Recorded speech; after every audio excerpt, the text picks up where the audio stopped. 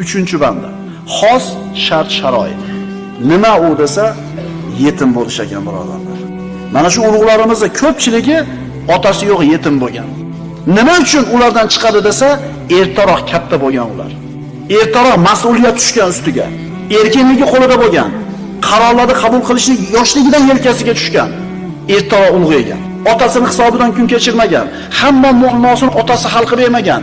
Ertaroq mas'uliyat yelkasiga tushgan, ertaroq katta bo'lgan. Bu degani otasi bor farzandlar ulug'likka yetisha olmaydi degani emas.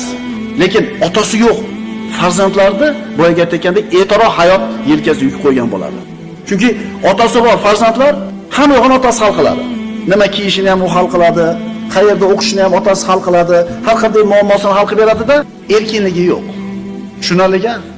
Shu xos sharoit deganda yetimlikni tushunamiz. Imom Buxoriyda ham otasi o'lib ketgan ekanlar yoshligida.